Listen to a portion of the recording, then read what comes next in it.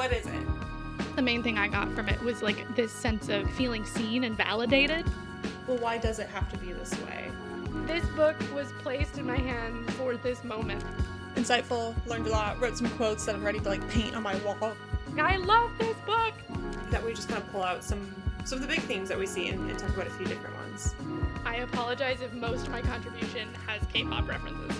Alternative book title, The Feminine Mystique Part 2. You were really just gay all along. Welcome to Book Club with Julie and Victoria. Happy 2022. It's another year on this planet we call Earth. This is just me, Victoria, this week. Julia is off finishing her finals for grad school, and so she's given me the green light to talk about whatever I want. So that's what we're going to do. Let's talk about reading goals. So this is something I've been thinking a lot about lately. I've been hearing a lot of conversations and seeing a lot of posts about New Year's resolutions, and a lot of them actually in my corner of Instagram are more of the, hey, sometimes just getting through a year is hard. If you don't have a goal this year, that's cool. But after scrolling past a lot of these posts about, resolutions don't have to be for you. You don't have to set any goals.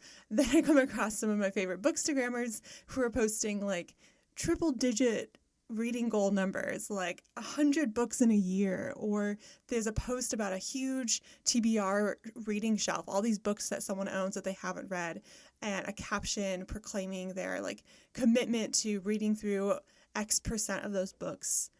And I started to think, like, should I be setting an ambitious reading goal again this year? Like, should I write a post to share like what my goal is to keep others engaged in what I'm reading and what I'm thinking about doing?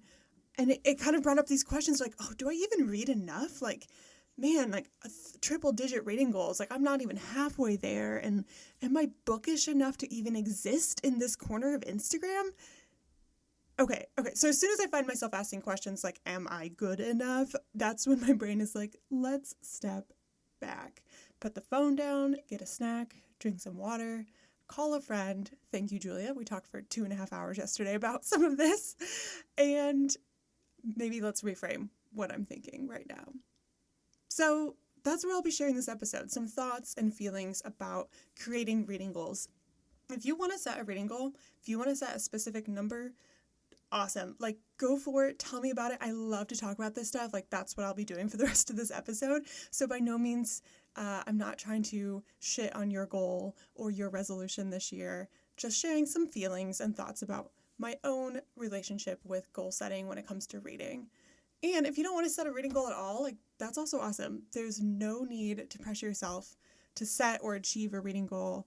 And I'm actually going to be reflecting on how my relationship with reading goals have changed over the years.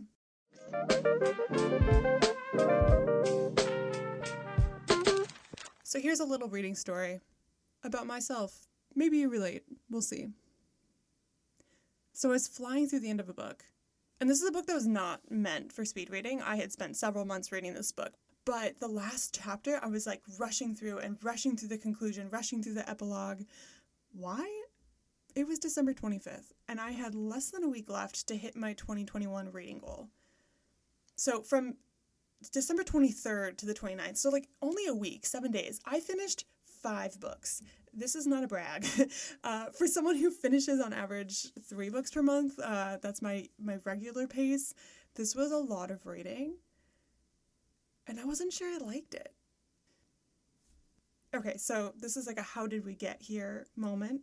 Like the opening scene of The Emperor's New Groove, where Cusco's like, look, I'll tell you what, you go back a ways, before I was a llama, and this will all make sense.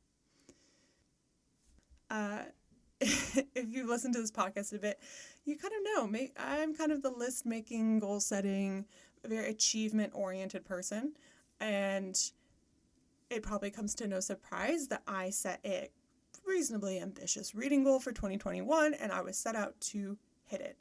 However, in recent years, I've been working a lot on aligning my to-do list and goals with my values. So working on this means I talk about it with my therapist and my business coach, and in journaling and talking with my loved ones and telling people in my life who are part of my quote-unquote challenge network, the people that I asked to like call me out on my shit and be like, why do you want to achieve that bright, shiny thing? And you can't just say Victoria because it sounds cool. That's not a legit answer here. So I've been doing this work for a while to like align my goals and things I do with my values. And I thought this is what I was doing with my reading goal, but it didn't feel right in the end. It didn't really feel like it added up to how I want to approach goal setting, reading, hobbies, etc. So a little background on my reading. Growing up, there was absolutely no need to set a reading goal. I read all the time. I imagine some of our listeners were probably kids like me who loved the library and checked out books all the time. I'd get my homework done in order to read. I once got grounded from reading because I used it to ignore my chores. Yeah, I read all the time. You didn't have to put a goal on it. So then I went to college to study English literature, and I had to read all the time, constantly for class. And honestly, by the end of 4 years, I was really burnt out. And so I spent 2017 and 2018, those year and a half after college, just rehabbing my approach towards books. I let myself follow my interest. I allowed myself to leave books unfinished, which I used to never do. And I kind of had to rediscover the joy of completely losing myself in a story and not having to read something on a deadline or for a class or because I had to write a paper on it. I could truly just follow my interests. So in 2019, we started this podcast, and in a way, Julie and I are setting reading goals every 3 to 4 months where we pick out the next 10 books that we're going to read. But it all comes back to what do we enjoy, what pace feels right for us, and often we pivot. Like, that's why we don't publish on Instagram anymore, like what books we're going to do in the future, because we found ourselves like wanting to change, or maybe I didn't finish a book on time and we wanted to throw in a minisode or something like that. So my goal was really just to keep up with this self-imposed and very flexible reading schedule, and it really worked. And Julie and I enjoy this podcast. So at the end of 2019, so it was our first year of podcasting, Julie and I both sat down and looked at all the books that we had read together and individually for the podcast were fun. And it was glaringly apparent to both of us that the large majority of books we were reading were from US and UK authors, predominantly white, middle class, well-educated, etc. Now, I'll pause here and clarify. This isn't inherently a problem in and of itself. Like, if your goal is to read every book by Agatha Christie, at the end of the year, you're going to have a lot of well-educated British author names on your list because it will all be Agatha Christie. And if that's your goal, that's totally cool. But my problem was that I was under the impression that I read a vast array of books of different genres, authors, topics, that I'm really open-minded in my reading and reading tons of different books. I don't kind of focus on one genre or one author or one topic. So again, this is where my values come in. So my value was reading a diverse array of authors and topics, and I wasn't. I was reading a very homogenous set of white, well-educated British American authors. So in 2020, I decided to simply start tracking my reading. I figured I don't want to set any huge goals around this, but I did recognize that one of my values in reading, of exploring new perspectives, I wasn't actually doing in the books I read. So I started off with a Google form based off a wonderful spreadsheet that friend of the podcast, Haley Schuneman, showed me. I loved it. It was color coordinated. Who doesn't love it? And as a result of regularly checking in on like what books I was reading and what I wanted to read next, I was more aware of just like, oh, well, I've read like 3 fiction books in a row. Like, let's throw in a nonfiction book. Or like, okay, Julie and I picked out books for the next season, and we looked at our stack and we saw they're all American authors. Okay, toss out a few of those. Let's grab some international authors off our shelves. And this no judgment tracking like really worked for me. It wasn't like, oh, Victoria, you're not meeting your goal. It was just like, what's the data? What does it tell us?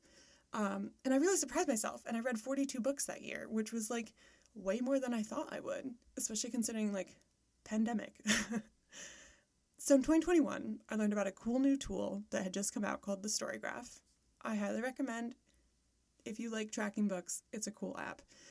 It automated all the like lovely graphs and charts that I like to have as far as what kind of books I'm reading, and I thought this would be like a really chill approach towards my reading goal. I even knocked down my goal. Like, I read 42 books in 2020, so I'm like, I'll just round down 40 books in 2021.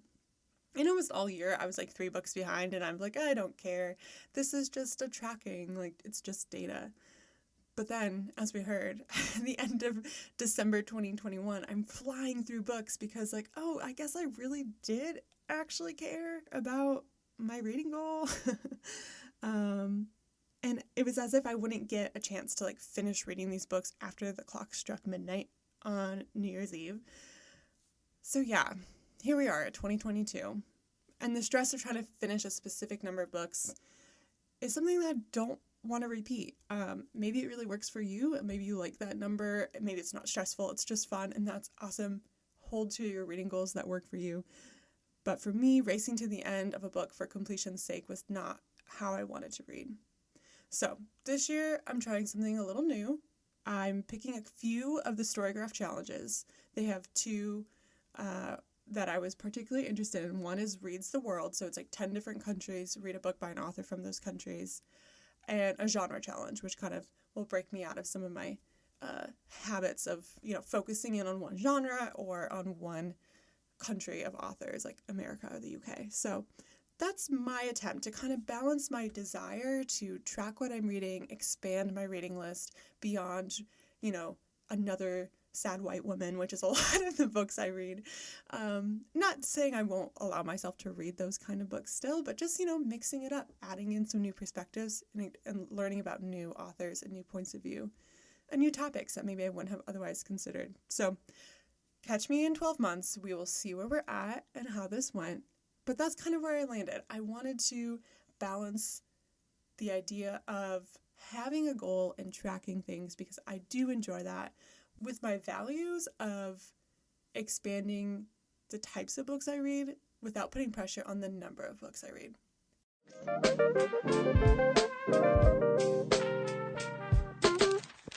So to close out this episode, I wanted to share a few prompts as you set or don't set your 2022 reading goals. If you've already set some and you're like, I'm not quite sure if these truly align with how I want my year to go, you can set them aside, you can scrap them, you can journal about these prompts, and maybe come back and pick out goals that fit for you. So yeah, grab a pen and paper to write down your answers, or grab a bookish friend to talk through and reflect on these questions together. So number 1, why do you value reading? What do you like about it? What's important to you? Why do you read? Is it for entertainment? That's awesome. Books are really entertaining. Is it to learn something? Or to be able to join in on a popular book conversation? Do you like keeping up with the newest releases? Do you like following along with this podcast and reading enough books that you can dive into our episodes with a full knowledge of what the book is about? Number 2, how do you feel when you read? Do you feel relaxed, excited, challenged? How do you want to feel? Do you want to feel more relaxed or more challenged? So number 3, how else would you spend your time if you weren't reading? Would you be doing things that you don't actually enjoy that much? Or would you be doing things that you really do enjoy and reading maybe is taking you away from those things? This can be a neutral question too. It doesn't have to be reading is better than or worse than another thing, but just reflect, how else would you spend your time if you weren't reading? I didn't mention this earlier in the episode, but when I was kind of rehabbing my relationship with reading books, I wanted to read more, but I just didn't feel like squishing it into my day like I used to when it was for school was like the right approach for me. And so I kind of used it as a replacement habit. Like I found myself scrolling Instagram more than I wanted to, especially when I was commuting to work in the morning. I would start my day just scrolling Instagram for 20 minutes while I was on the train. And so I switched it up. Instead of grabbing from my phone, I would grab the book in my bag. So after reflecting on those 3 questions, here are a few goal ideas you can try or think about. So if you value learning something new, maybe you set a goal around the type or the topic of books you read to push yourself to learn new things. If you read in order to feel relaxed before going to sleep, maybe you set a goal to read before bed at least 4 times a week or 3 times a week, whatever feels like an appropriate number for you. If you're wanting to decrease your time mindlessly scrolling social media, maybe you work to create a habit of pulling out your e-reader instead of your phone when you're waiting in line somewhere. Or maybe your goal is an anti-goal. maybe your goal is simply to read when you feel like it and don't read if you're not feeling it. And that's all from me today. This is a little short mini episode about goal setting, about reading, and I really would love to hear what goals you have set for the year. So find us on Instagram at bookclubwithjv, DM us or comment on our posts about your reading goals, or you can email us through our website if you're not on social media. There's a form on our contact us page. Let us know, what's your reading goal? What are you working towards or not working towards? Your anti-goal. And we'll catch you all next time. Happy reading.